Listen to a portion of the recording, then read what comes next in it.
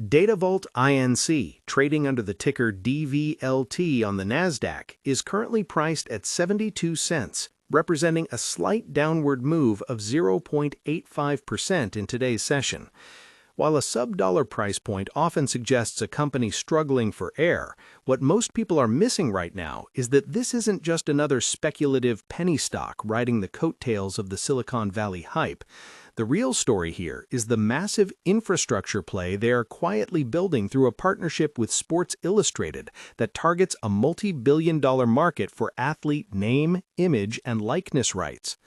Most investors see a small-cap tech firm with a messy balance sheet, but the reality is that Datavault is attempting to construct a specialized exchange that could fundamentally change how professional athletes monetize their personal brands.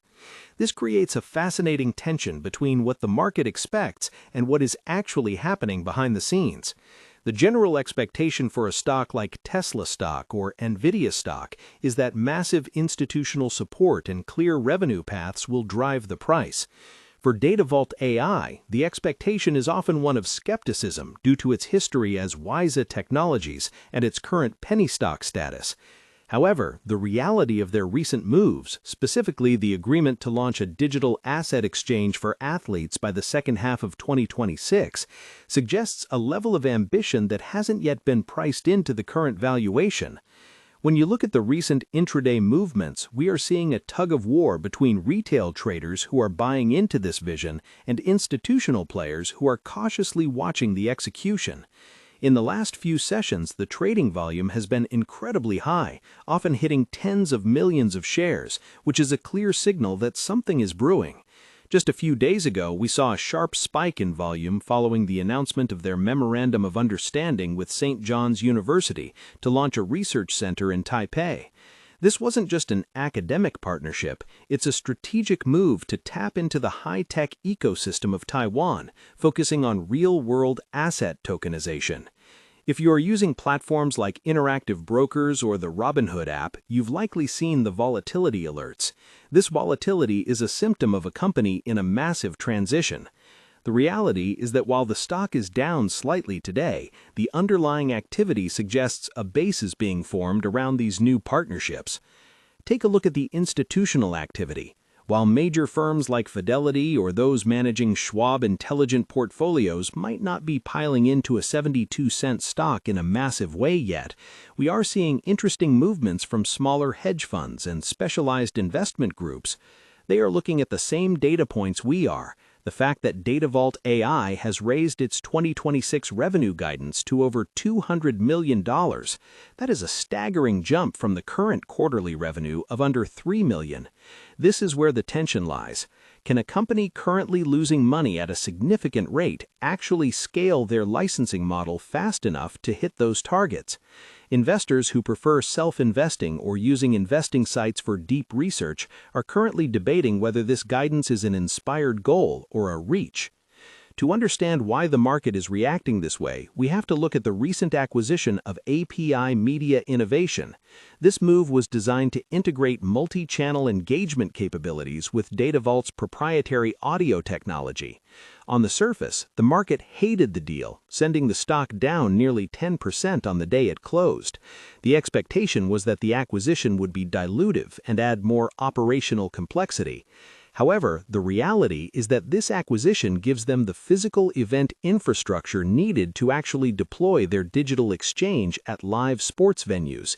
It's the connective tissue between the digital tokenization of an athlete and the physical fan experience. If you're managing your own individual brokerage account or perhaps looking for investment help through Fidelity Wealth Management, you know that the macro environment for AI and tech is shifting. In 2026, the focus has moved away from what can AI do to how does AI make profit. Datavault is trying to answer that by focusing on data monetization. They aren't just building a chatbot, they are building a way for companies to value and sell their own internal data. This is a much harder problem to solve, but it has a much higher potential for recurring revenue. The integration with IBM's Watson X and the use of the NASDAQ financial framework for their exchange infrastructure are not small feats. These are the kinds of technical foundations you expect to see in a much larger company. I want to hear your take on this. Comment below how many shares of Datavault AI you currently hold, or if you think the Sports Illustrated deal is enough to push this stock back over the $5 mark. Engagement in the comments helps us all see the sentiment of the actual people trading this every day. When we talk about the history of this company, it's important to remember they started in the world of wireless audio. The Acoustic Science Division, featuring WISA and ADO technologies, still exists and provides a baseline of intellectual property. But the pivot into data science is what is driving the current narrative. The company's patented DataVault, DataScore, and DataValue agents are the engines behind their new exchanges. The goal is to take a physical asset, like a piece of real estate, a rare diamond, or an athlete's endorsement rights, and turn it into a digital twin that can be traded with the security of a smart contract. This is a complex business model that requires significant regulatory navigation, which is why the recent focus on compliance in the U.S. digital asset market is so important for their 2026 outlook. Looking at the financials, the third quarter of 2025 showed a revenue increase of nearly 150% year over year. That sounds impressive until you look at the net margins, which were heavily negative. This is the classic growth at any cost phase. For people using SoFi Active Investing or Fidelity mobile app to track their portfolios, these numbers can be scary. The company has a significant amount of insider selling, with major shareholders like Silex Holding Company disposing of millions of shares recently. Normally, that's a red flag, but the reality is often more nuanced. Sometimes large holders sell to satisfy their own liquidity needs or because of previous financing agreements. For Datavault, the high insider ownership still remains around 7%, which means the management still has some skin in the game. The competitive landscape is also worth noting. While you have giants in the online investing world and specialized trading platforms like the Interactive Brokers platform, there aren't many small companies trying to do exactly what Datavault is doing in the intersection of AI, blockchain, and sports media. They are competing for attention in a market where Nvidia stock and Apple stock dominate the headlines. To survive, Datavault has to prove that its information data exchange can handle the scale of a global brand like Sports Illustrated. If they can successfully launch that platform, the revenue from licensing fees and transaction cuts could be substantial. As we look toward the future, the catalysts are clear. We need to see the first pilot results from the fintech.tv partnership, which uses AI to detect bias and rate content. We also need to see if they can follow through on the tokenization of real-world assets like gold and diamonds, which they have mentioned in recent investor calls.